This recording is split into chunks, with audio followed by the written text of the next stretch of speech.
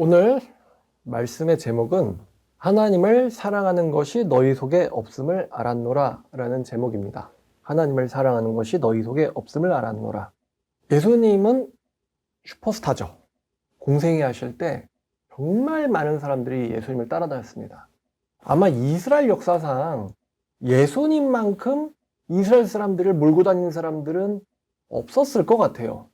다윗이나 사울 같은 왕이나 장군을 제외하고서 일반인 중에 예수님만큼 사람들을 몰고 다니시는 사람은 없었을 것 같습니다. 근데 예수님을 따라다니는 사람들 안에는 몇 그룹의 사람들이 나누어져 있었거든요. 자, 첫 번째는 병자들입니다. 이 병자들의 문제가 뭐냐면은 이 병자들은 예수님의 말씀에 관심이 있기보다는 병 고침 받기만을 바라는 사람들이에요.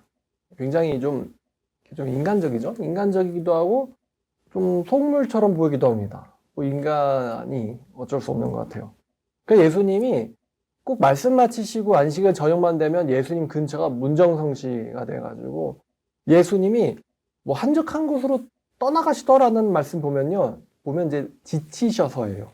하도 사람들이 자기를 찾으니까 지치셔서. 누구는 뭐 예수님이 기도하시려고 한적한 곳을 찾으셨다는 말도 있는데, 그런 말 하는 사람도 있는데, 솔직히 말씀드리면 지치셔서입니다.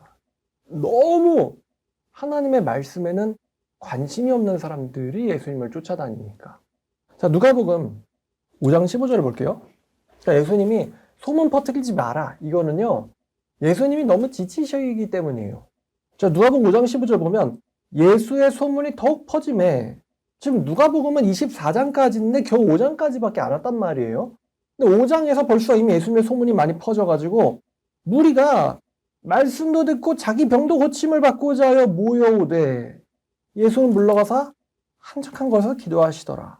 그러니까 수많은 무리가 예수님을 쫓아다니니까 예수님이 도무지 개인 시간을 가지실 수가 없는 거예요. 저도 고쳐주세요. 저도 고쳐주세요. 저도 고쳐주세요. 저도요 하면서 6장 18절 9절을 보면은 더러운 귀신에게 고난받는 자들로 고침을 받은지라 온 무리가 예수를 만지려고 힘쓰니 이는 능력이 예수로부터 나와서 모든 사람을 낫게 함이로라. 온 무리가 예수님을 만지려고 힘썼대요. 야, 예수님이 이렇게 많은 사람들이 하나님의 나라에 들어가는구나 하고 기쁘셔야 되는데 사실 예수님은 아무 그렇지 않았어요. 자, 두 번째 그룹이 뭐냐면은 이 사람들 되게 재밌는데 바리새인들입니다. 이 사람들 보면 이상한 데는 또 믿음이 있단 말이죠. 6장 6절을 보니까 또 다른 안식일에 예수께서 회당에 들어가서 가르치실세 거기 오른손 마른 사람이 있는지라.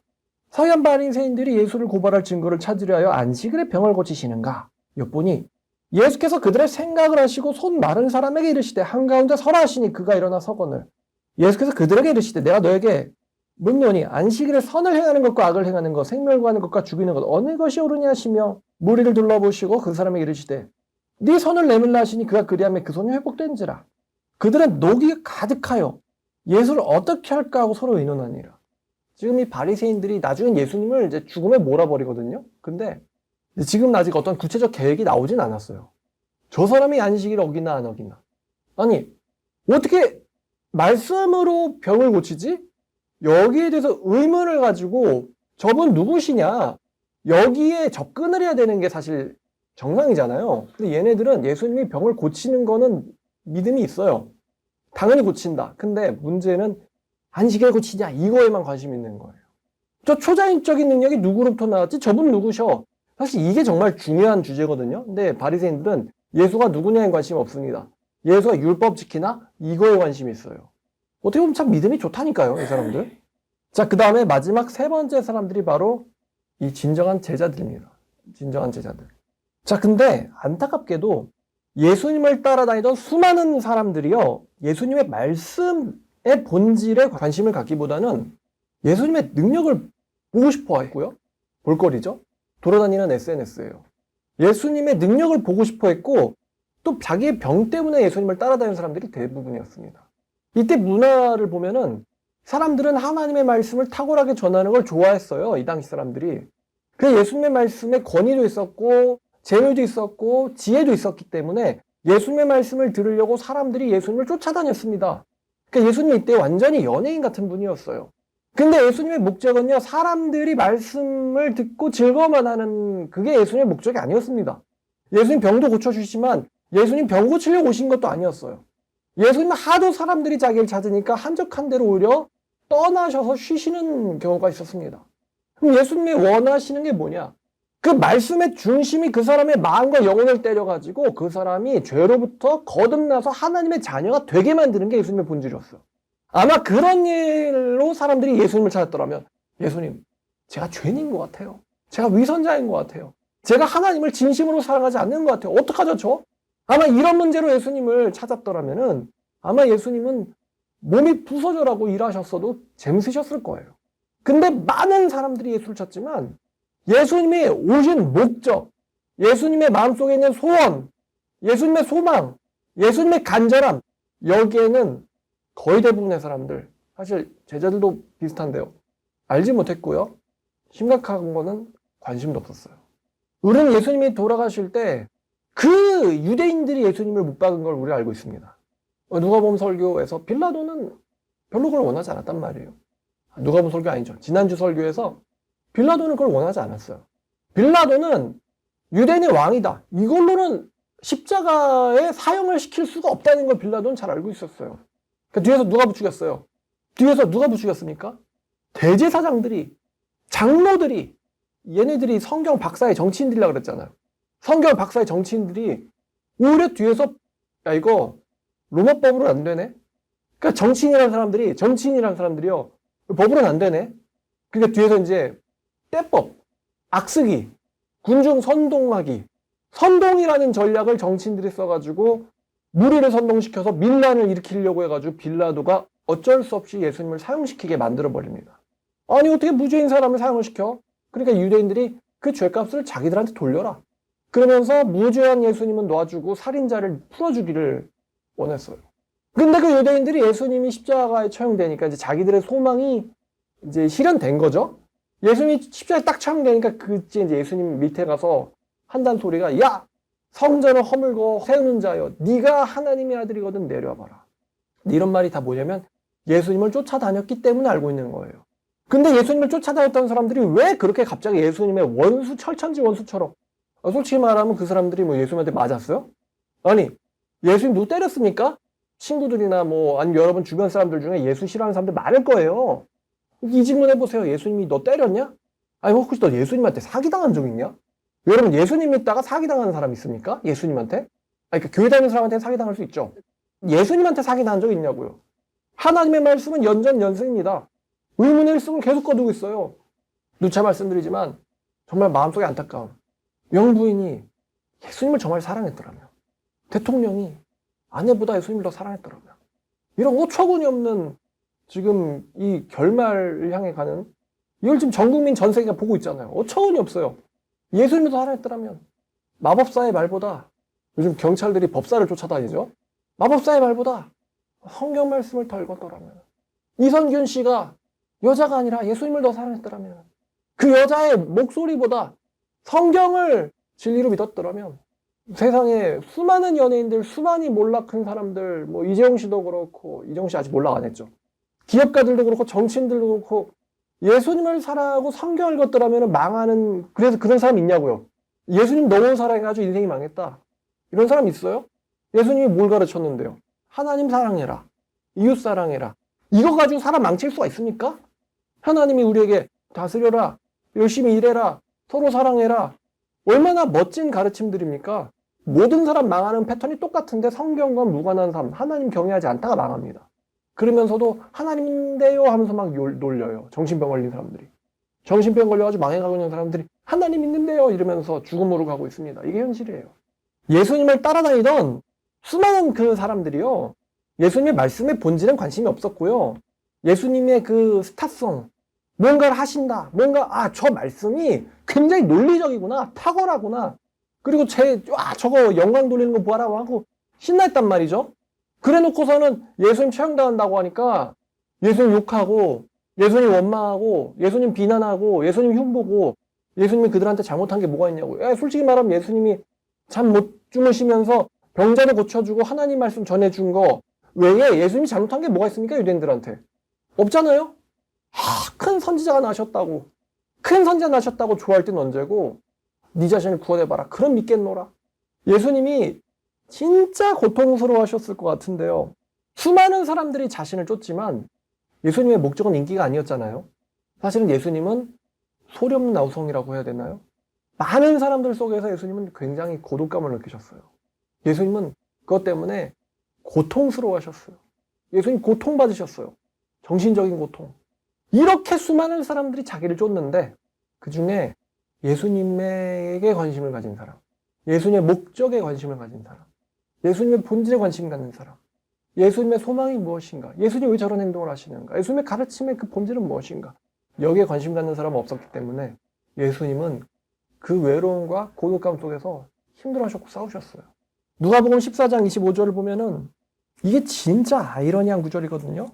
수많은 무리가 예수와 함께 갈새 예수께서 돌이켜서 그들에게 이르시되, 수많은 무리, 정말 수천 수만 명의 무리들이 예수님을 쫓는데 예수님께서 그들에게 말씀하시기를 내게 오는 자가 자기의 목숨까지도 미워하지 아니하면 부모와 아내와 자식과 형제와 자매와 자기 목숨까지도 미워하지 아니하면 내 제자가 되지 못한다. 이미 몸으로 따르고 있는데 너희들이 정신으로 무엇인가를 가지려고 한다면, 이미 갖고 있다면 너희들은 내 제자가 아니라는 거예요. 33절 말씀처럼 자기의 모든 소유를 버리지 아니하면 그 사람은 절대로 내 제자가 될 수 없다. 요한복음 6장 64절 보시겠습니다. 그러나 너희 중에 믿지 아니하는 자들이 있느니라 하시니, 이는 예수께서 믿지 않은 자들이 누구며 또 자기를 팔 자는 또 누구인지 처음부터 하셨다. 이게 예수님의 괴리감이에요. 다 나를 쫓는구나, 즐겁다, 고맙다 이게 아니고요. 다 나를 쫓는데 예수님은요, 바보가 아니고 어리석은 자도 아니었어요. 이 사람들이 하나님 아버지의 사랑이 없이 자신을 쫓고 있을 뿐이라는 걸 예수님 누구보다 잘 아셨어요.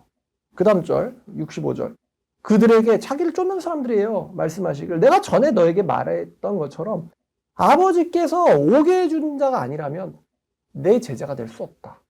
되게 좀 이게 특이한 말씀입니다. 아버지께서 오게 해주시지 않으면 너희들은 내 제자가 될 수 없다. 굉장히 이 말을 듣고요, 자, 그 다음 절 보니까 유대인들이 기분 나빴어요. 자칭 예수의 제자라 하는 사람들이, 많은 사람들이 예수님을 뭐 했대요? 떠나갔고 다시는 그와 함께 다니지 않았대요. 떠나갔고 다시는 그와 함께 다니지 않았다. 아, 내가 믿겠다는데, 내가 믿는다는데 당신은 뭔데 자꾸 나를 부정하세요? 기분 나빴던 거죠. 기분 나빴던 거예요, 이 사람들이. 그래서 요한복음 19장을 가면은 이 예수님을 떠났던 한땐 제자라고 불리던 사람들이, 15절 보니까요, 이 사람들이 나중에 소리 지르면서 예수님을 죽이세요, 죽이세요. 그래서 소리 지르는 사람들이 됩니다. 예수님 죽이라고 소리 지르는 사람들이 돼요. 예수님께서 이 예수님을 거짓으로 쫓는 사람들, 예수님에 대한 믿음과 사랑이 있지도 않으면서 자칭 예수의 제자라고 말하는 사람들에게 사실 전곡을 한번 찌르신 적이 있습니다. 그게 요한복음 5장 35절부터 40절에 나옵니다. 요한은 켜서 비추이는 등불이라 너희가 한때 그 빛에 즐거이 있기를 원하였거니와 내게는 요한보다 더 큰 증거가 있으니 아버지께서 내게 주사 이루게 하시는 역사, 곧 내가 아는 그 역사가 아버지께서 나를 보내신 것을 나를 위하여 증언하는 것이요, 또한 나를 보내신 아버지께서 친히 나를 위하여 증언하시느니라. 너희는 아무 때에도 그 음성을 듣지 못하였고 그 형상을 보지 못하였으며 그 말씀을 너희 속에 거하지 아니하니 이는 그가 보내신 이를 믿지 아니함이라. 너희가 성경에서 영생을 얻는 줄 생각하고 성경을 연구하거니와 이 성경이 곧 내게 대하여 증언하는 것이니라. 그러나 너희가 영생을 얻기 위하여 내게 오기를 원하지 아니하는도다. 35절을 보면 너희들이 요한의 등불에 있기를 즐거웠대요. 요한의 등불에 있기를 즐거웠다. 또 39절을 보면요, 너희가 성경을 연구한다. 그러나 40절을 보니까 내게 오기를 너희는 원치 않는다 라는 말씀을 하십니다. 예수님한테 지적당한 이 사람들이요, 요한의 말씀 듣는 걸 즐거워했어요. 세례 요한의 말씀을 듣는 걸 즐거워했고 성경도 읽고 연구를 합니다. 여러분 생각해 보세요. 요한은 그 당시에 참 선지자죠. 참 선지자의 말씀을 듣고는 즐거워하고 있다. 말씀 정말 좋아. 저 말씀하시는 거 봐. 저 말씀 탁월해라고 하면서 즐거워했단 말이죠. 그들은요. 공감하고 즐거워하고. 또 40절에 이들은 개인적으로 성경을 연구하기도 했어요. 성경도 연구하고. 이 사람들은 하나님의 말씀을 듣고 성경을 연구하고도 예수님을 믿지를 못했는데, 예수님을 믿지 못했던 이유는 이 사람들 마음속에 아버지에 대한 사랑이 없었기 때문이에요. 아버지에 대한 사랑이 없었기 때문에. 오늘날로 치면 교회도 다니고요, 설교도 듣고요, 성경도 개인적으로 묵상하고 연구합니다. 근데 아이러니하게도 너희는 내게 오기를 원치 않는다, 영생을 얻기 위해서 내게 오기를 원치 않는다, 너희들은 예수님을 얻으려고 가려는 마음이 없다고 예수님한테 지적을 당합니다. 아니, 어떻게 설교 듣는 것도 좋아하고 성경도 연구하는데 예수님한테 가기를 원치 않아? 근데 예수님은 그래요. 하나님한테 가기를 원치 않는, 그게 내게 오기를 원치 않는 거야. 또 내게 오기를 원치 않는 거는 너희가 아버지에게 가는데 관심이 없기 때문이야. 이게 참으로 아이러니한 거예요. 어떻게 교회도 가고요, 설교도 듣고요, 성경도 개인 묵상하는데 어떻게 아버지한테 가는 데는 관심이 없을까? 예수님이 공생애 생활하시면서 제일 예수님께서 고통스러우셨던 부분이 이겁니다. 홍수 속에 마실 물이 없다는 것처럼, 홍수 속에 가뭄이잖아요. 그런 것처럼요, 사람들은 미어 터지는데 그 주위에 쓸 사람이 없는 거예요. 예수님이 믿을 만한 사람이 없어요. 신뢰할 만한 사람이 없어요. 다 아시지만 나중엔 다 예수님 등 돌리고 자기를 죽이라고 소리칠 사람들입니다. 그 믿을 만하던 12제자, 예수님 못 박혀 돌아가실 때 다 예수님 버리고 떠났어요. 가장 수제자, 예수님 욕하고 저주했어요. 맹세까지 했습니다. 이게 예수님의 고통이에요. 예수님이 이들의 마음을 모르셨다면 예수님 즐거우셨을 거예요. 야, 내가 이렇게 인기가 많구나. 아버지 감사합니다. 너도 나아라, 너도 나아라. 아멘, 할렐루야 이러면서 연예인처럼 말이죠. 연예인 그런 건 신경 쓰나요? 저 팬은 내 진정한 팬이 아닐 거야. 마음이 괴롭구만. 너 나중에 나를 부인할걸? 이러면서 응원봉 흔드는데 연예인들이 고통스러웁니까? 예수님은 그렇지 않았단 말이죠. 예수님 만지기를 원하고 예수님의 음성을 듣기를 원하고 예수님과 함께하기를 원하는 사람들한테 예수님 돌이키시면서 너희들이 모든 걸 버리지 아니하면 내 지자 될 수 없다. 반대로 말하면 우상을 숭배하는데 예수님을 쫓고 있어요. 우상을 숭배하는데 예수님을 쫓고 있습니다. 사람들이 다 자기의 목적에만 관심이 있는 거거든요. 수많은 추종자들 사이에 둘러싸여 계시는데 그 수많은 추종자들 사이에는 하나님을 사랑하는 마음을 가진 사람이 없다는 거. 예수님은요, 하나님을 그들이 사랑을 하기를 원하시겠죠. 왜 하나님을 사랑하는데 나는 안 사랑해? 내가 하나님 보낸 자인데. 이게 아니에요. 하나님에 대한 관심도 없고 나에 대한 관심도 없다. 너희들이 만약에 하나님에 대해서 관심이 있었다면 나에게도 관심을 가졌을 거고, 너희가 모세의 글을 믿었으면 내 말도 믿었을 거다. 근데 예수님은 둘 다를 지적하세요. 너희들은 하나님한테도 나한테도 관심이 없구나. 이 사람들이 습관적으로 예수님을 따라다니고요, 그러니까 예수님과 대화도 하고 논쟁도 하고 예수님 말씀도 듣죠. 이 사람들이 세례 요한에게도 그랬던 것처럼 예수님을 따라다니면서 예수님의 말씀을 듣기를 좋아하고 예수님의 말씀을 수집을 했습니다. 예수님의 말씀 수집. 오늘은 무슨 말씀 하실까? 마치 계속해서 무한으로 유튜브 틀어놓는 것처럼 예수님 말씀을 수집하기를 좋아했어요. 근데 이 사람들이 나중에 예수님 못 받고 예수님 욕하고 예수님 저주합니다. 이 사람들이. 자, 요한복음 5장 42절. 이게 차라리 로마인에게 하는 말이라면 당연하다라고 느껴질 텐데요. 세례 요한의 말씀을 듣기를 원하고 즐거워하고 성경 연구하기를 좋아하고 예수님을 따라다니는데 이 사람들한테 예수님이 뭐라고 하셨냐면은 다만 하나님을 사랑하는 것이 너희 속에 없음을 알았노라. 하나님을 사랑하는 것이 너희 속에 없음을 알아. 너희들이 그렇게 성경 연구하고 그렇게 세례 요한의 말씀을 듣고 그렇게 성경을 읽지만서도 너희 속에 뭐가 없다? 하나님을 사랑하는 것이 없대요. 사람들은 누가 선교 다니고 교회 열심히 다니고 안 빠지고 그러면 다들 이제 일반적으로는 믿음 있는 줄 알죠. 근데 절대 그렇지 않습니다. 예수님을 쫓아다니는 데에만 시간을 할애하고 예수님 말씀을 듣는 데에만 시간을 쓰고 예수님과 같이 환호하고 예수님 옆에서 즐거워했던 사람들, 근데 그 사람들 속에 사실은 하나님에 대한 사랑이 없다. 이게 진짜 아이러니하거든요. 어떻게 그렇게 많은 시간을 교회에서 쓰고 교회를 위해서 쓰고 헌신하는데 어떻게 하나님에 대한 사랑이 없을 수가 있을까? 반대로 말하면 하나님에 대한 사랑이 없는데도 어떻게 저렇게 살 수가 있을까? 이게 정말로 괴이합니다. 이런 현상이요, 진리 바깥에서는 일어나지 않습니다. 그러니까요, 이단 사입에서는 이런 일은 안 일어나요.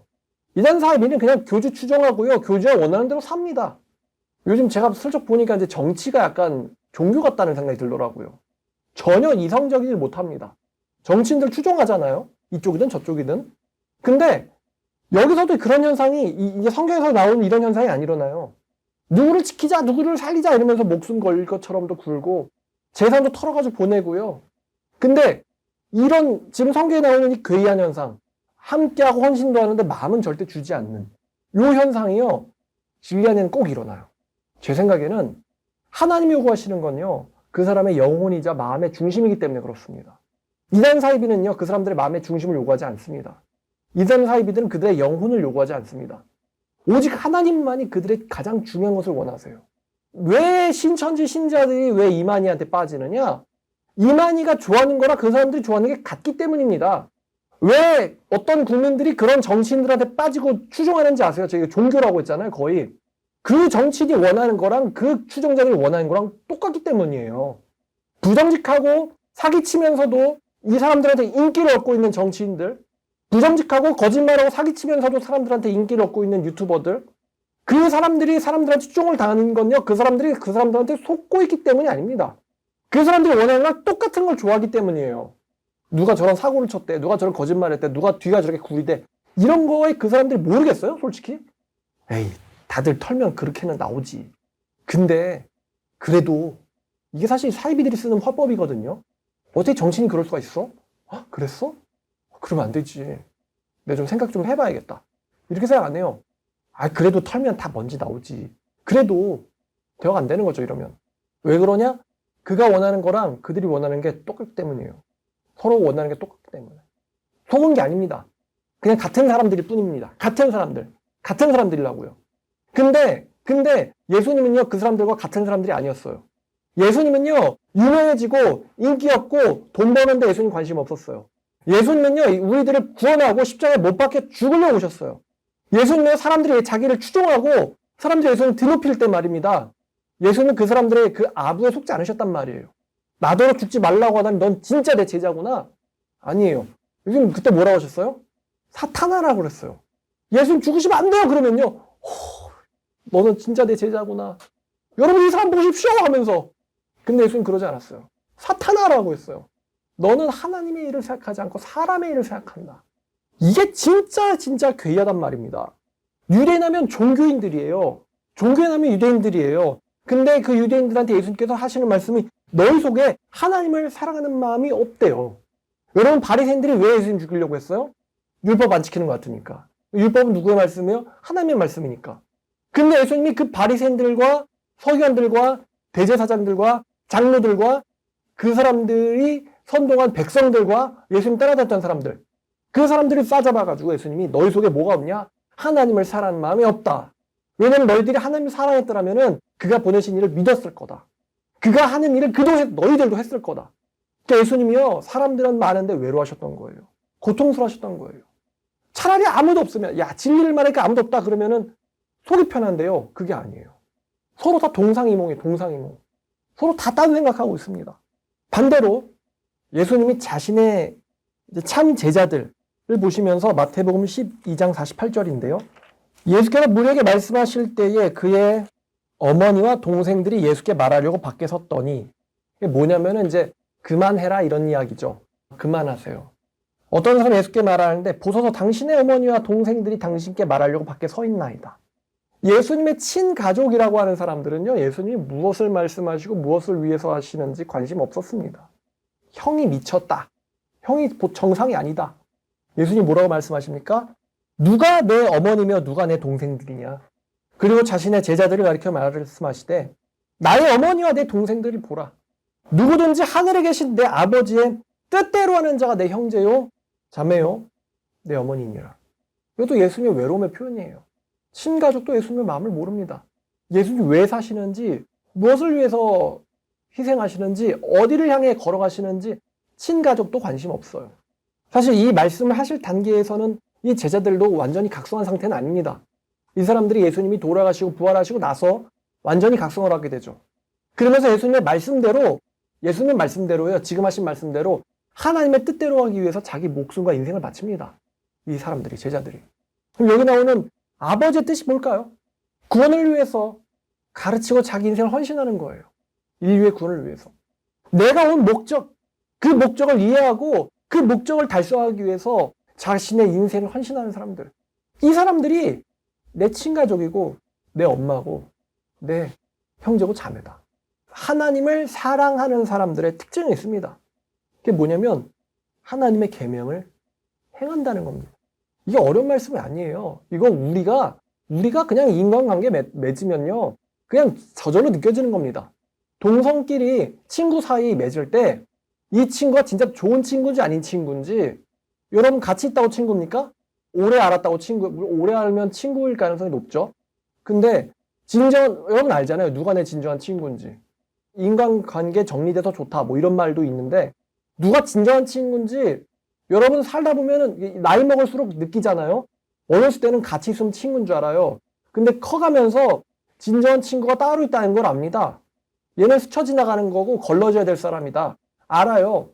근데 대부분의 그런 게 걸러지는 공식이 하나 있는데, 내 마음을 헤아리고 나랑 같은 것을 생각해 주냐는 거죠, 보통은.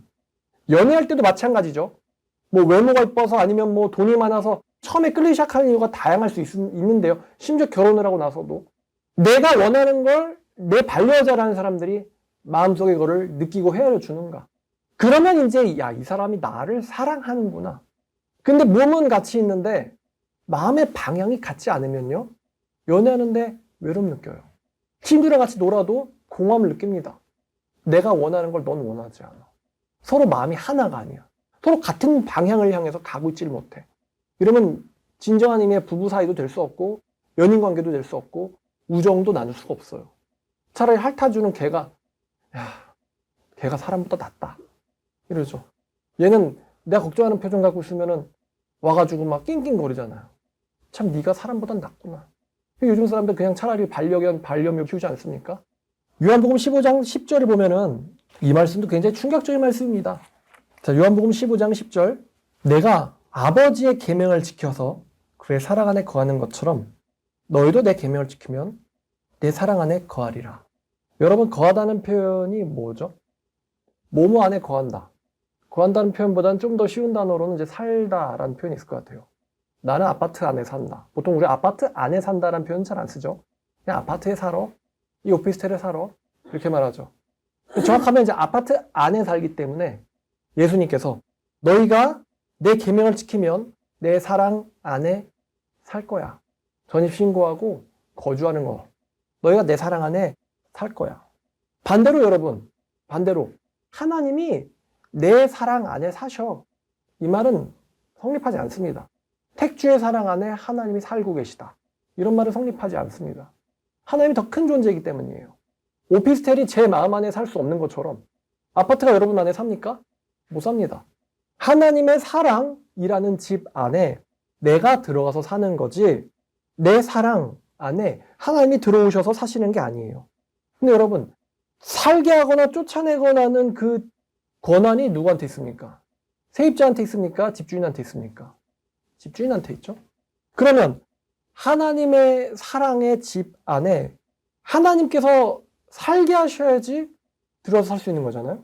하나님께서 허락하지 않으셨는데 내가 하나님의 집 안에 들어가 살 수 있어요? 못합니다.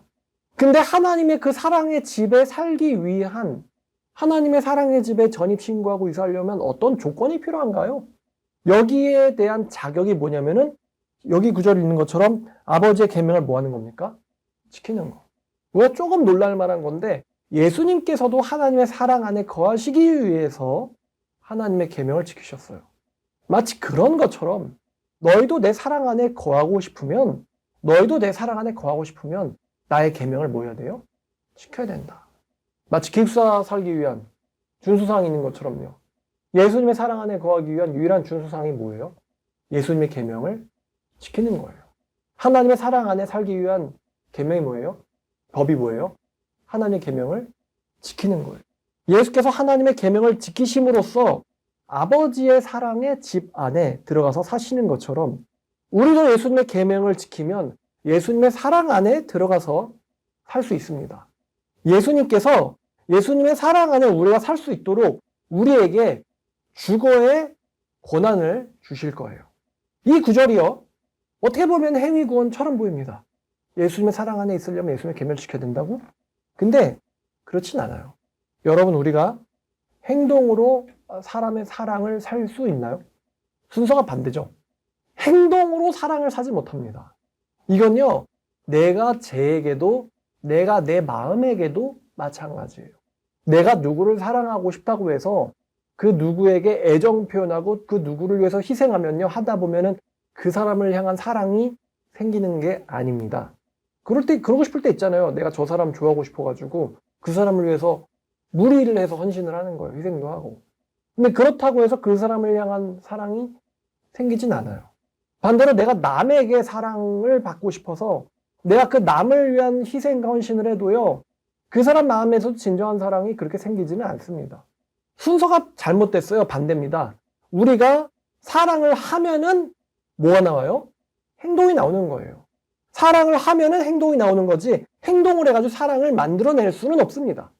이 말씀을요, 요한복음 15장 10절 말씀을 거꾸로 풀어야 됩니다. 거꾸로 풀면 이렇게 되죠.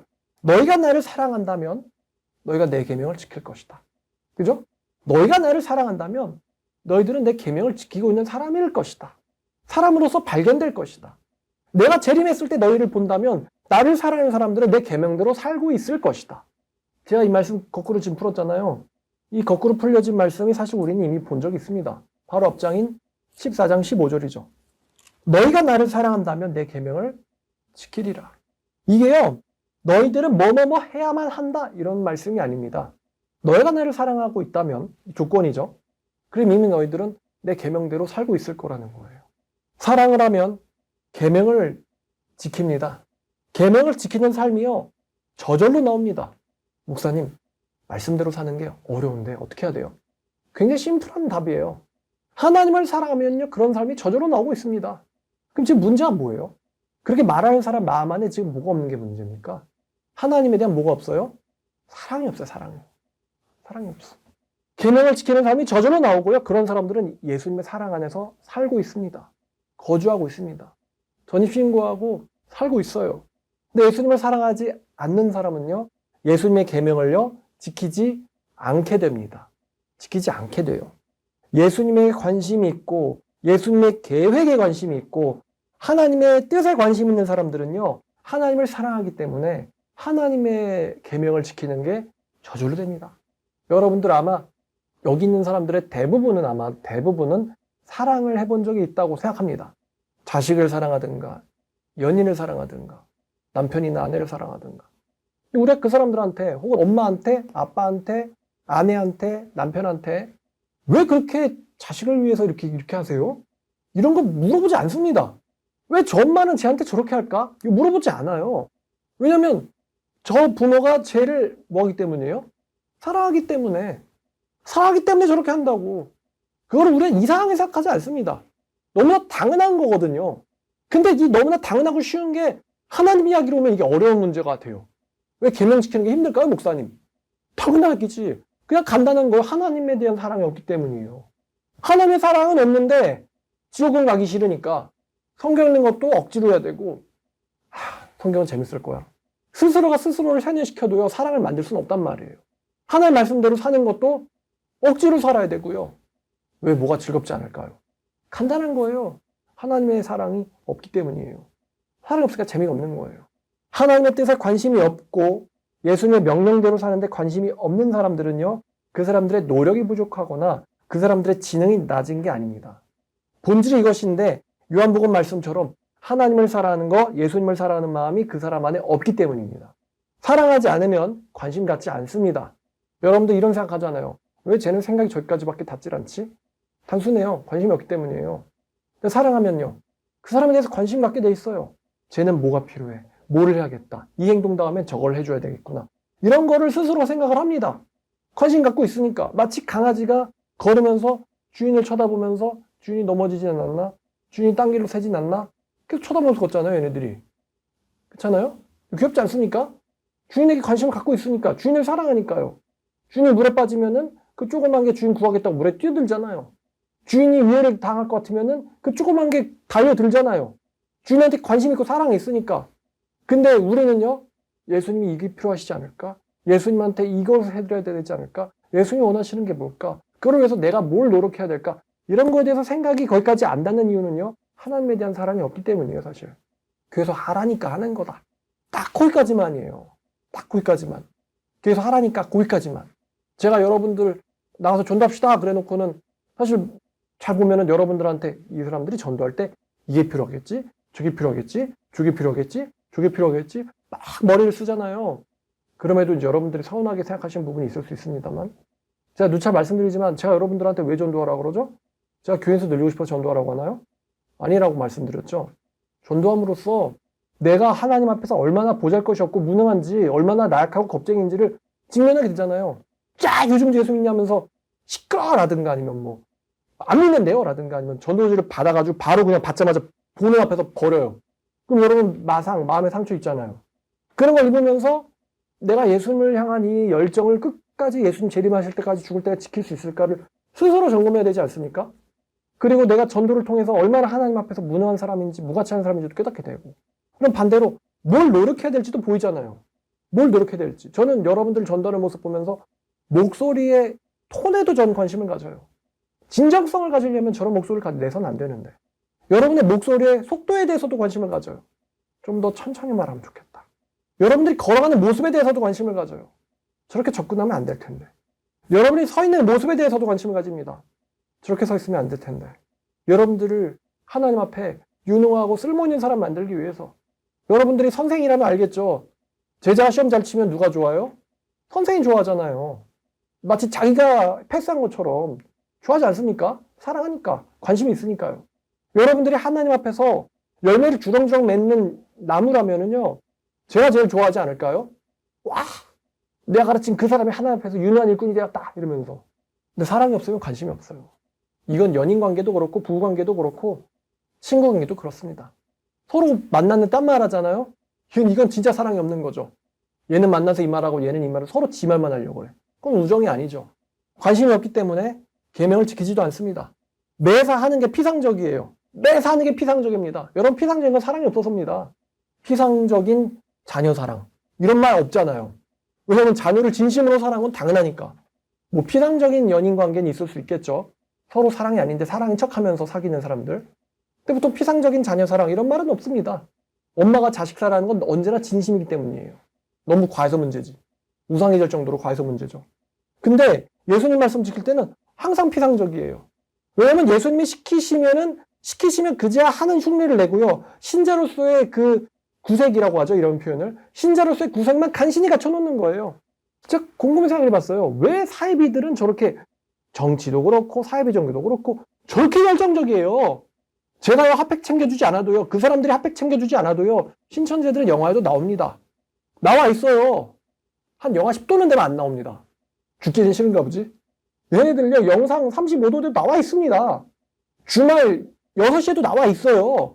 일요일 6시에요. 정상적이면 여기 있으면 안 된단 말이에요. 근데 나와 있습니다. 전 걔네들 보고 신천지 다 없애버려야 돼 이렇게 생각하는 단계가 지났어요. 걔네들 보면서 아무 생각이 안 듭니다. 화가 나지도 않아요. 다만 비교는 됩니다. 왜 여기 기독교는 없어? 항상 안타까운 게 그거예요. 왜 여기 기독교는 없어? 항상 사이비는 나와 있어요. 근데 왜 진짜 진리에 속해 있는 사람은 없는 걸까요? 제가 어디서 이걸 답을 얻어야 됩니까? 목사님, 그래도 어딘가 한 명은 있겠죠. 저도 그렇게 믿고 싶죠. 근데 어디 가야 볼 수 있어요? 그 예수님 진심으로 사랑하는 그 사람 한 명 어디 있습니까? 사도 바울이 그 도시에 갔더니만 그 도시가 우상에 사로잡힌 걸 보고 마음이 분개했다 그랬습니다. 그래서 날마다 장터에서 회당에서 만나는 사람마다 변론하고 그리고 나가서 그 아레오바고에 서서 말하되 아덴 사람들아! 이러면서 그 사람들이 사도 바울이 원래 아테네에 전도하려고 가지 않았어요. 그냥 기다리려고 갔지. 근데 이 사도 바울이 영혼 구령에 대한 열정도 있는 데다가 하나님의 진리, 하나님에 대한 사랑도 있으니까 너 아테네 가서 전도해라고 하지 않았어요. 사람 기다리는데 사람들 보니까 열받네. 이 사람들의 종교성이 마땅히 하나님에게 돌려줘야 되는데 돌한테 가고 있잖아. 바울 이거 보니까 화가 난 거예요. 근데 그냥 화가 난 게 아니에요. 그 사람들을 구원하기 위해서 화가 난 거예요. 질투를 하고 있어요. 하나님이 질투를 하셔야 되는데 사도 바울이 질투하고 있어요. 왜? 하나님의 마음이랑 바울의 마음이랑 사실은 한 마음이에요. 이신전신이에요. 하나님이 생각하는 걸 바울도 똑같이 생각하고 있어요. 하나님이 느끼셔야 되는 분노와 하나님 느끼셔야 되는 외로움과 하나님 느끼셔야 되는 질투심을 사도 바울이 느끼고 있어요. 대신해서. 똑같아요. 마음 생각하는 게. 그러니까 가서 전도해 이렇게 안 시켜도 바울이 알아서 합니다. 왜 진리로만 가면은 이런 현상이 일어날까? 진리로만 가면. 이단 사람이 진짜 잘 아는데. 기독교는 은혜의 종교야. 은혜의 종교라고. 행위로 구원받지 않아. 이렇게 하다 보니까요. 엄청나게 퇴색돼 버린 개념이 바로 실천입니다. 실천. 대놓고 저한테 아니, 전도야 처음가요? 이렇게 말하는 사람들이 있을 정도입니다. 아니 솔직히 예수님 사랑하면은 꼭 예수님이 이제부터 날 전해라 이렇게 말을 해야지만 전해요. 예수님이 병자들 고쳐주면서 뭐라고 합니까? 어디가 소문내지 마. 그렇잖아요? 근데 얘네들 소문 말씀 지켜서 안 내요? 내요. 내요. 냅니다. 사람들이 진짜 좋아하는 게 말하기잖아요. 내가 말이야 예수님 만나봤는데 이 사람 끝내준다고. 이 사람이 내 영혼의 구원자야. 돈 문제, 정신 문제, 모든 문제를 다 예수님이 해결할 수가 있어. 이걸 내가 알거든. 체험해왔단 말이야. 그러면요. 그 사람 머릿속에서 계속 생각나는 게 뭐예요? 예수님에 대한 생각. 사람 만나면 무슨 생각 들어요? 얘한테 예수님을 어떻게 소개해줄까? 치밀하게 전략을 짜잖아요. 어떻게 예수님 소개해줄까? 근데 굳이 뭐 이제부터 전도하는 시간입니다. 그래야지 이제부터 전도하는 시간이구나. 맞다. 이러면서 그러지 않는단 말이에요. 굳이 전도 계획 없이 사람 만났는데도 그냥 하고 있는 게 전도예요. 왜냐면 관심이 거기 있으니까. 신천지애들이 이거 잘하잖아요. 신천지가 이제부터 포기하십시오. 그러면 신천지가 포기하지 않아요. 그냥 얘네들은 새로운 사람 만나면은 거짓말로 사람 구워 삶을 생각을 해요. 이만에 갖다 바치려고. 생각이 딱 거기 들어가 있으니까. 우리가 맨날 은혜 하다 보니까 엄청나게 퇴색된 게 바로 실천인데 아마도 정통교회가 실천을요 이단보다 사이비들보다 못하게 된 건요 제가 또 이게 무서운 생각인데요. 그런 걸 원하는 사람들이 교회에 몰려왔기 때문이 아닐까 싶어요. 공짜 좋아하는 사람들. 공짜 좋아하는 사람들. 공짜 좋아하는 사람들. 값없이 준다며요. 그 공짜 좋아하는 사람들이 왔어요. 우리는 하나님의 은혜를 우리의 방탕과 게으름과 하나님에 대한 무관심을 위한 핑계 삼는 걸 사실 내 마음속에서 하고 있지 않는지 모르겠어요. 하나님은 값없이 사랑해 주시니까. 기독교는 은혜의 종교니까. 구원을 은혜로 받으니까. 열심히 살지 않아도 괜찮아. 열심히 실천하지 않아도 괜찮아. 근데 중세 로마 카톨릭 보면은 얘네들이 십자군 자기 재산을 털어가지고 칼, 방패, 갑옷 산 다음에 예루살렘까지 가잖아요. 저기 성전 탈환한다고. 아니면 또 멀리 살면서 중세시대예요. 교통이 없습니다. 걸어가지고 로마 한번 순례하려고 가고요. 또 요즘에 신천지 같은 사람들 보면은 이 사람들이 실천에 있어서 얼마나 열심히 하는지 우리가 알 수가 있잖아요. 사실 이 말도 웃기는 말이거든요. 열정은 사입이 못 따라가. 전 이 말을 웃으면서 하면 안 된다고 생각해요. 신천지인이 교주를 향한 열정과 사랑이 참된 신자가 하나님을 향한 열정과 사랑에 뒤지면 됩니까? 사기꾼도 그렇게 사랑하는데. 우리의 죽으신 예수님을 향한 사랑이 그거에 뒤진다는 게 말이 됩니까? 이 사람들은 실천을 통해서 구원을 얻는다고 생각하기 때문에 엄청나게 열정적으로 하죠. 구원 얻으려고. 근데 반대로 정통은 오로지 은혜를 구원을 얻는다고 사실 말하고 있지만 사실로는 실천은 안 하죠.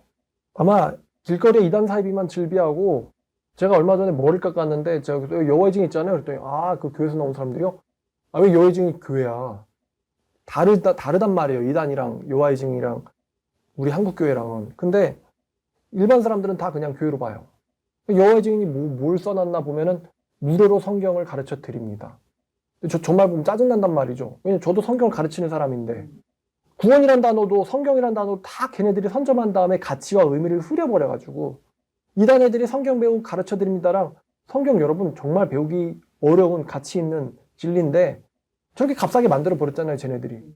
제가 성경 가르쳐 드린다는 것도 다 똑같이 들린단 말이에요. 그 사람들한테는.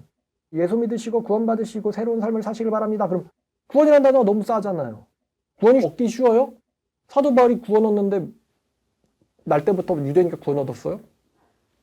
자신이 얼마나 하나님 앞에서 무가치한 사람인지 깨닫고 나서 간신히 얻은 게 구원이거든요. 수십 년 걸렸어요. 바울도. 베드로도 수십 년 걸렸어요. 베드로도 수십 년 걸렸단 말이에요. 바울도 수십 년 걸렸고 구원이 쉬워요? 마치 근데 교회만 가면 다 구원 얻는 것처럼 예수님 믿으시고 구원 얻으시길 바랍니다. 얼마나 말이 쌉니까? 그 구원 얻는다는 개념 자체를 이스라엘의 유대인들도 제자들도 이해를 하는데 엄청 오래 걸렸단 말이에요. 구원이 뭔지. 세례요한도 이해를 못해가지고 당신이 그 구원자 맞습니까? 딴 사람 기다려야 돼요.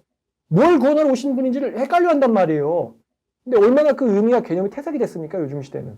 근데 기독교가 이런 이상한 이제 분위기에 잠식이 돼버려가지고 그냥 제가 생각하기에 공짜 좋아하는 사람들이 몰려온 것 같다고 말씀드렸잖아요. 그러니까 기독교의 본질은요 거짓말할 수 없다는 거예요. 그럼 은혜로 구원받는 게 틀린 말이냐? 아니에요. 은혜로 구원받습니다. 그래서 제가 여러분들을 실천시키기 위해서 여러분들을 실천해서 구원받으세요. 이렇게 말 못합니다. 그건 거짓말이기 때문이죠. 전 거짓말할 수 없어요. 그래서 기독교의 진리에 위배되게 제가 여러분들한테 실천으로 구원 얻을 수 있다고 가르칠 수가 없습니다.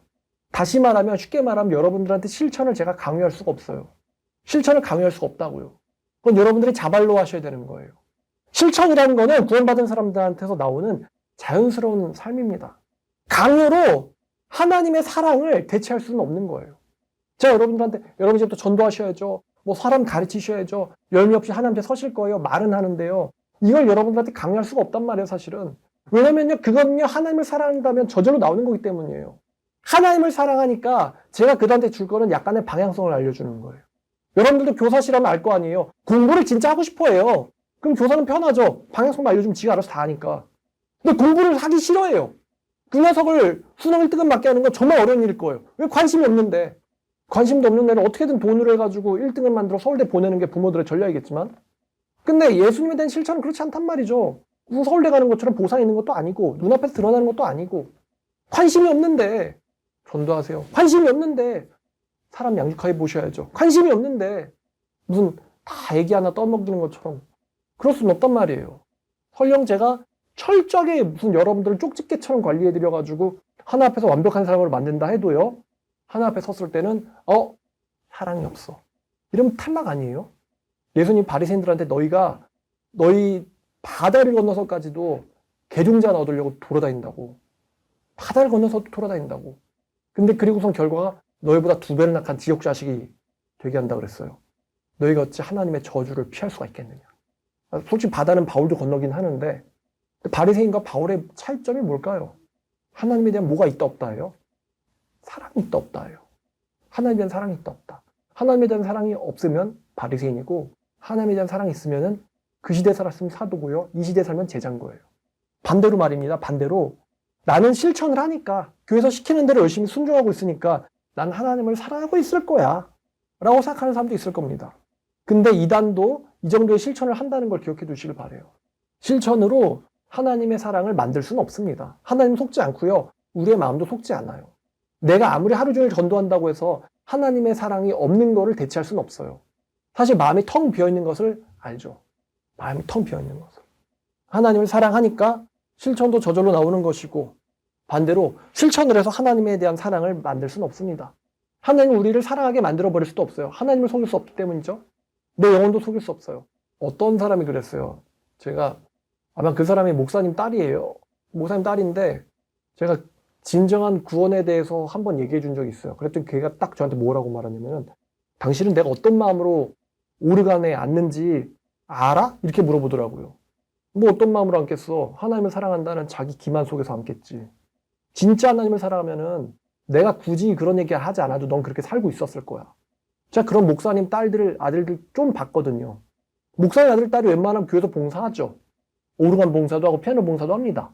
뭐 교회 음악과도 가가지고. 근데 걔네들이 매주 피아노 앞에 앉는다고 해서 걔네들이 하나님 진짜 사랑하는 걸까요? 그건 아니에요. 제가 목사 딸한테 한번 전도해봅시다라고 했더니, 당신이 전도하세요 그래가지고, 아니 목사 자녀들도 전도 안 하는데 어떤 청년이 전도하겠어요? 이러고 적어놓고 왔어요. 무슨 마음으로 앉기는 위선스럽고 가증스러운 마음으로 앉겠지. 진짜 하나님 사랑하면 저랑 이런 논쟁 자체가 일어나질 않아요. 너도 그분 사랑하니? 나도 그분 사랑해. 이러면서 마치 연예인에 미쳐있는 팬들 2명이 딱 만나면요, 너 내가 무슨 사랑으로 팬질하는지 알아? 이런 말 필요 없단 말이죠. 그냥 서로 한 마음, 한 형제요, 자매요, 어머니다. 끝잖아요. 실천으로 사랑을 만들 수는 없어요. 실천으로 하나님을 사랑한다는 것을 스스로 만들어내려는 사람들은요, 하나님에 대한 무관심이라는 벽이 늘 가로막혀 있습니다. 사실 하나님에 대한 무관심이 마음속에 있는데, 그러니까 하나님에 대한 무관심이라는 자신의 벽 때문에 아무리 실천을 반복해도요, 자신 스스로의 한계를 넘지 못하고 제자리를 뱅글뱅글 돕니다. 이들은 자신의 무관심한 실천에 머물러 있어요. 그리고 우린 이거를 피상적인 실천이라고 하죠. 피상적인 신앙이라고 우린 이걸 말합니다. 항상 그 수준 제자리야. 발전이 없어요. 하나님한테 관심이 없기 때문에. 우리말에 하나를 가르치면 몇 개란데요? 10개를 한다 그러잖아요. 관심 많으니까. 근데 2개를 가르쳐도 뭘 까먹어요? 하나를 까먹어. 관심이 없기 때문이에요. 열심히 하는 것 같은데 항상 똑같고 매일 제자리다. 이거는 근본적으로 마음속에 하나님에 대한 관심과 사랑이 없음의 없음에 머물러 살고 있기 때문입니다. 그리고 이 사람들이 사실은 하나님을 사랑하지 않고 있는 것처럼요, 하나님도 이 사람들을 사랑하지 않습니다. 성경 분명히 말해요. 내가 아버지의 계명을 지켜서 아버지의 사랑 안에 머무는 것처럼 예수님도 그렇게 사셨단 말이에요. 그 예수님도 그렇게 사셨다고요. 근데 하나님 날 사랑할 거라고? 전 진짜 이게 웃기다는 생각이 들어요. 왜 하나님이 여러분을 사랑해야 되죠? 성경 말씀 그대로 인용하면요, 그렇게 피상적인 삶을 살고 있는 사람들은요, 하나님의 사랑이란 집안에 살고 있지 않습니다. 본인은 하나님의 사랑이란 집에 살고 있다고 생각할지 몰라요. 근데 사실 잘 보면은 그 사랑이란 집 바깥에서 노숙하고 있을 겁니다. 왜냐면 들어갈 권리가 없거든요. 하나님 허락해 준 적이 없기 때문에. 그 사람들은 아버지의 사랑의 집에서 내쫓겼을 거예요. 그리고 자신이 하나님의 사랑의 집에서 쫓겨난 줄도 모르고 여전히 피상적인 종교 생활을 하면서 삽니다. 그러면 자신이 예수님을 사랑하고 있노라라고 착각하고 있죠. 요한복음 16장에 보면 이런 말이 있어요. 너를 죽이는 사람들마다 생각하기를 나는 하나님을 섬겼노라라고 생각할 것이다. 근데 그들이 그렇게 하는데 실상은 그들이 아버지도 모르고 나도 모른다고 말씀을 예수님이 하셨어요. 열정 있으니까 박해하는 거 아니에요. 근데 예수님은 말씀하세요. 그들에게는 하나님에 대한 관심이 없다. 하나님의 사랑의 바깥으로 내쫓겨난지도 모르고 여전히 피상적인 종교 생활하고, 그리고 나중 가서는 예수님을 못 박았던 유대인들처럼 돼버리고 마는 거죠. 무섭게도 말입니다. 여러분 왜 기도 응답이 안 돼요? 간단하죠. 하나님에 대한 사랑이 없기 때문이에요. 하나님을 사랑하지 않으면서 기도가 응답되기를 원하세요? 이기적이잖아요. 진짜 사랑은 박해를 견딥니다. 진짜 사랑은요, 고난을 이깁니다. 우리가 잘 알고 있는 누가복음에도 나오고 마태복음에도 나오는 반석 위에 지은 집 비유. 예수님은 하나님을 사랑하고 하나님의 사랑 안에 거는 사람들을 가리켜서 반석 위에 집을 지은 사람들로 비유하세요. 왜냐하면 이 사람들이 반석 위에 거하는 이유는요, 진심으로 하나님을, 사실 요한복음 말씀이랑 마태복음 그래요. 내 말을 듣고도 실천하는 사람, 반석 위에 있는 사람. 하나님의 계명을 지키고 있는 사람, 하나님의 사랑 안에서 살고 있는 사람들. 이 사람들이 반석 위에 사는 이유는요, 이 사람들이 하나님을 진심으로 사랑하기 때문입니다. 하나님 진심으로 사랑하는 사람들은 반석 위에 집을 지은 사람들이에요. 근데 하나님을 사랑하지 않는 사람들은 모래 위에다 집 지은 사람들입니다. 우리가요, 태도를 보고 그 사람의 마음을 알 수 있듯, 그렇잖아요? 태도를 보고 마음을 알 수 있지 않습니까? 하나님은요, 누가 자기를 사랑하는지 정확하게 아시는 분입니다. 우리가 설령 100년 동안을 나는 하나님을 사랑하지 라고 스스로를 세뇌시켜 온다 할지라도 그 세뇌는 하나님한테는 통하지 않습니다. 우리가 하나님의 사랑 안에 거할 것인가, 아니면 하나님의 사랑 바깥으로 내쫓겨날 것인가, 여러분 뭘 위해서 기도해야 되는지 좀 보이시나요? 하나님을 좀 사랑하게 해주세요. 우리가 하나님을 좀 사랑하게 해주세요. 구원 얻기 위해서 사랑하고 뭘 받기 위해서 사랑하는 게 아니라 진짜로 우리가 그냥 하나님을 사랑하게 해주세요. 모세가 천국 가고 싶어서 하나님의 종이 됐습니까? 사도 바울이 천국 가고 싶어서 하나님의 종이 됐어요? 아니죠. 할 수가 있다면 내가 버림받는 게 이스라엘을 위해서, 저 사람들을 구원하지 않을 거라면 내 이름을 생명에서 지워주세요.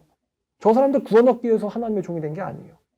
하나님을 사랑하니까 하나님 말씀대로 살게 된 것입니다. 여러분들도 예수님의 사랑 안에 거하시는 여러분들 되기를 원합니다. 예수님께서 말씀하셨습니다. 내 아버지 뜻대로 사는 사람이 내 형제요, 자매요, 가족이요, 내 어머니다. 예수님의 가족이 되시기를 원합니다. 기도하겠습니다. 하나님 아버지, 너희 속에 하나님을 사랑하는 것이 없음을 알았노라 라는 제목으로 말씀을 나누었습니다. 예수님을 그렇게 많이 따라다니고도 끝끝내는 예수님을 못 박는데 소리 질렀던 유대인들 같은 그런 사람이 되지 않게 주님, 저희의 속마음을 들춰내 주시옵소서. 우리 안에 거짓이 있다면 들춰내 주시고, 우리의 마음속에 내가 내 자신에게 거짓말하는 게 있다면 깨닫게 해주셔서 얼마나 하나님을 우리가 이용하고 또 나 자신을 속이는지 돌아볼 수 있는 은혜를 허락하여 주시옵소서. 그래요, 진심으로 나를 위해 돌아가신 예수님을 하나의 더러운 마음 없이 순수하게 사랑할 수 있는 사람 되길 원합니다. 하나님을 위해서 사는 사람 되길 원합니다.